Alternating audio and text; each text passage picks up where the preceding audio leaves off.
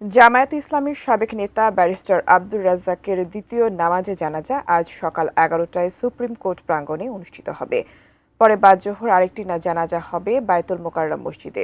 গতকাল ঢাকার একটি বেসরকারি হাসপাতালে তিনি শেষ নিঃশ্বাস ত্যাগ করেন। ফৌজদারি আইন বিশেষজ্ঞ এবং সুপ্রিম কোর্টের সিনিয়র এই আইনজীবী দীর্ঘদিন লড়েছেন বাংলাদেশ জামায়াতে ইসলামীর পক্ষ নিয়ে নানান মামলায়। 2013 সালে যুক্তরাজ্যে পাড়ি জমালেও দেশের পট পরিবর্তনে গত ডিসেম্বরে ফিরে আসেন জামায়াতে ইসলামীর সাবেক এই সহকারী সেক্রেটারি জেনারেল।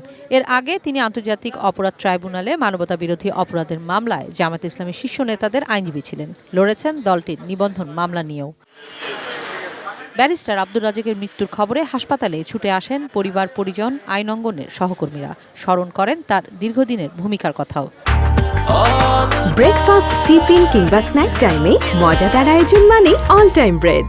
যতক্ষণ উনি বলতেন সুপ্রিম কোর্টে আমি দেখেছি পিন পতন সাইলেন্ট, কেউ কোনো শব্দ করে না।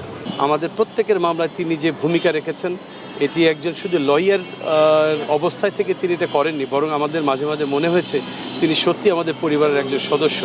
যুক্তরাজ্য থাকাকালেই 2019 সালে জামায়াতে ইসলামী থেকে পদত্যাগ করেন তিনি। পরে নতুন দল আমার বাংলাদেশ এবি পার্টির প্রধান উপদেষ্টাও হন।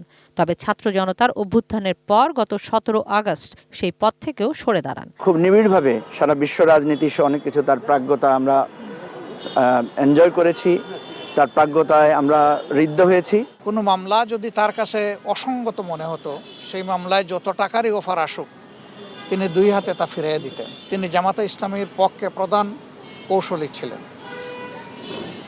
চিফ ডিফেন্স লয়ার হিসাবে তিনি তার দায়িত্ব, তার পেশাগত দায়িত্বের বাইরে গিয়েও তিনি অনেক কিছু করেছেন, যেটা আমাদেরকে চিরদিনের জন্য ঋণী করে রেখেছে।